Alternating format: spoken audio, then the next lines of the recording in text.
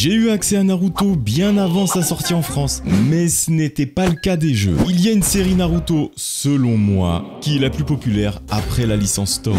La série des Naruto Ultimate Ninja. Naruto Ultimate Ninja, c'est vraiment ce jeu qui m'a introduit à tous les jeux Naruto sur console de salon. Non, ce n'est pas ce jeu Naruto sur PS1. Le mode histoire est simple, c'est un mode arcade. Il se divise en 12 sagas. Chacune des sagas est propre à certains personnages du manga. Je vous aurais bien dit que seuls les personnages les plus intéressants ont une histoire. Mais je ne peux pas, car même Sakura en a une. Les niveaux sont composés de deux plans, un plan proche et un plan éloigné. C'est super stylé, mais pour être franc, parfois ça casse les couilles. On peut se retrouver à jouer au chat et à la souris avec l'ordinateur, et parfois ça peut durer très longtemps. Concernant le reste du gameplay, je vais être bref. Il y a des techniques secrètes propres à chaque personnage, il y a des personnages de soutien qui viennent nous donner un coup de main pendant les combats. Vous avez aussi un mode mission dans le jeu que je trouve sans réel intérêt car vous refaites constamment les mêmes missions en boucle. Certes, ça permet de jouer, mais ça devient très vite répétitif. Vous avez aussi de la difficulté artificielle. J'avais oublié que c'était déjà présent à l'époque, même si maintenant c'est clairement dans le cahier des charges lors des développements des jeux vidéo. Des fois on vous demande d'utiliser la permutation un nombre de fois demandé, d'avoir un certain pourcentage de vie ou même de donner des coups supplémentaires. Il y a aussi des missions de rang S qui sont accessibles en étant Genin.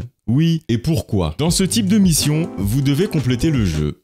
C'est tout. Récolter 1000 fois certains types d'objets, obtenir toutes les vidéos, etc. Naruto Ultimate Ninja 1 est un excellent jeu PS2, même si il est totalement déséquilibré en mode versus. Il vous suffit de prendre Naruto Kyuubi ou Sasuke avec la marque maudite pour gagner sans forcer. Naruto Ultimate Ninja 2, la suite directe du 1. Celui-ci est vraiment bien, il apporte beaucoup de choses que le 1 n'avait pas. L'histoire commence du début de l'entraînement de Naruto avec Jiraiya jusqu'à l'arc où Tsunade rejoint Konoha. Les combats sont beaucoup plus fluides qu'avant, on se sent vraiment libre dans nos mouvements. Attendez, ne tenez pas compte à 100% du gameplay de combat. Quand vous jouerez, ça ne sera pas comme ça. J'ai juste augmenté les personnages au maximum, ce qui fait qu'ils se déplacent aussi vite et font autant de dégâts. Cela étant dit, il y a une grande nouveauté. On peut se balader partout dans Konoha et les autres villages. Il n'y en a pas non plus énormément. Le truc, c'est qu'à ce moment-là de l'histoire, on ne voit pas vraiment en dehors de Konoha. Comme dit précédemment, on peut aussi personnaliser nos personnages, ce qui rend les missions clairement moins pénibles à faire. Il y a aussi un mode mission dans celui-ci, bien au début, mais ennuyant à force, car on refait les mêmes missions en boucle. Exactement comme dans le précédent jeu. Et il existe également un mode mot de passe chez Naruto. Ce mode nous permet de débloquer des trucs annexes comme des figurines, obtenir des Ryo, des objets spécifiques quoi, et plein d'autres petits trucs, etc., etc. Ce Naruto Ultimate Ninja 2 apporte vraiment quelque chose de nouveau, autant dans ses mécaniques que dans ses modes de jeu. Et franchement, j'avais énormément pris mon pied en y jouant à l'époque. Naruto Ultimate Ninja 3, le suivant sur la liste qui reprend exactement le même concept que ses prédécesseurs, mais en mieux, même si il y a quelques points faibles qui n'étaient pas là avant. Le mode histoire reprend l'intégralité des événements de Naruto depuis le début de son entraînement avec Kakashi jusqu'à l'arc de la poursuite de Sasuke. Globalement, l'histoire est vachement bien représentée, surtout grâce à ces petites cinématiques. Il y a aussi un mode monde ouvert, mais ça j'en parlerai dans le gameplay car l'histoire n'est pas intéressante. Le gameplay, globalement, est identique au précédent, sauf que c'est dans le gameplay que se situe le point faible. Le gameplay est tellement fluide, encore plus que les précédents, que c'est devenu automatique de faire des combos. Mais c'est là qu'est le problème, c'est que le spam est d'une facilité déconcertante. Et c'est dommage, ça ne nécessite plus de prévoir son attaque comme avant et ça casse quelque chose je trouve. Mais mis à part ça, un gameplay aussi fluide, c'est juste incroyable, surtout pour de la PS2. Manette en main, c'est vraiment étrange car c'est vraiment grâce à Ultimate Ninja 3 qu'on sent que dans Ultimate Ninja 2, nous n'étions pas si libres que ça finalement. Lors des combats, je tiens à le préciser. Parlons du monde ouvert, ou plutôt du mode compétition ultime. Alors, concernant le synopsis de ce mode, c'est une sorte de tournoi organisé par Tsunade afin de sceller une alliance entre le village de Konoha et le village de Suna. C'est tout. Nous pouvons nous balader dans Konoha, même si ça reste quand même limité. Mais passer d'une succession de dialogues à ça, c'est une avancée incroyable pour l'époque en réalité. On peut même apercevoir les hauteurs de Konoha. Dit comme ça a l'air nul. Mais je vous promets que faire ce mode sur À l'époque, c'était incroyable. Le mode en lui-même est nul.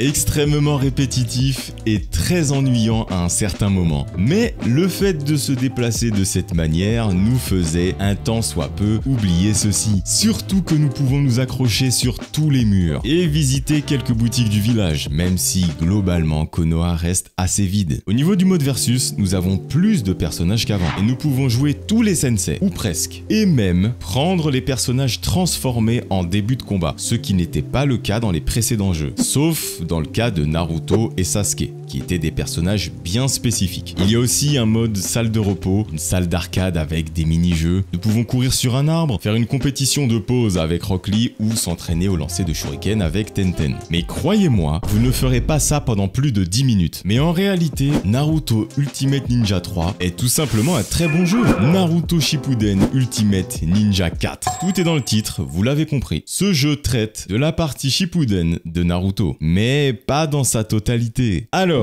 l'histoire. Elle commence par une introduction assez étrange. On joue Naruto qui s'entraîne avec Jiraiya. Une histoire bien pensée franchement. Au début, c'est super intéressant, mais à force, c'est long, car on fait des quêtes sans intérêt. Selon le jeu, ça fait partie des souvenirs de Naruto. Je pense que ça correspond à la partie que l'on ne voit pas dans le manga, l'entraînement de Naruto avec Jiraiya pendant 3 ans. Mais bon, aller taper des gens dans une grotte, je doute que Naruto a vraiment fait ça pour s'entraîner. Et après avoir fini ça, la vraie histoire de Shippuden commence. Du retour de Naruto à Konoha, jusqu'à l'arrivée de l'équipe 7 et de l'équipe 3 au repère de l'Akatsuki, afin de sauver Gaara. Là, on attaque un morceau de choix. Le gameplay est incroyable, pour l'époque, bien entendu. Même si je trouve, personnellement, que le jeu a plutôt bien vieilli. On a atteint un niveau dans la série des Ultimate Ninja qui montre que CyberConnect a cherché à s'améliorer.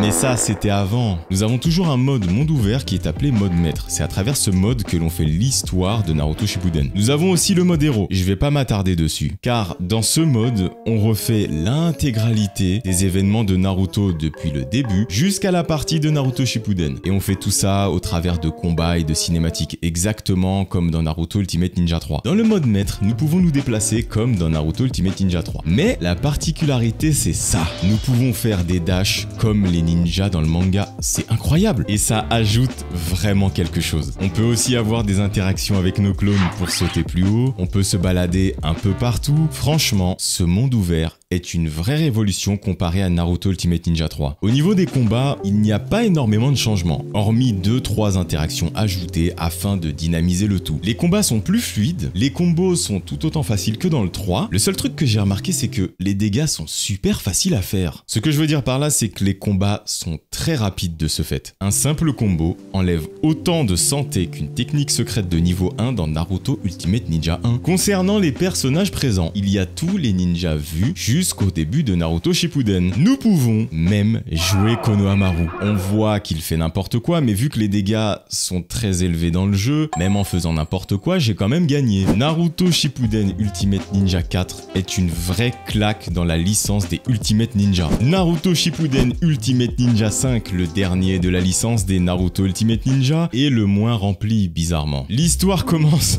encore du retour de Naruto à Konoha jusqu'au sauvetage de Gaara cette fois-ci. Je sais pas pourquoi ils n'ont pas mis ça dans le jeu précédent. Naruto Shippuden Ultimate Ninja 4 s'arrête à leur arrivée au repère de l'Akatsuki. Ça aurait pu éviter un 5e jeu de tout mettre dans le jeu précédent. En réalité, je n'ai rien à dire sur ce jeu.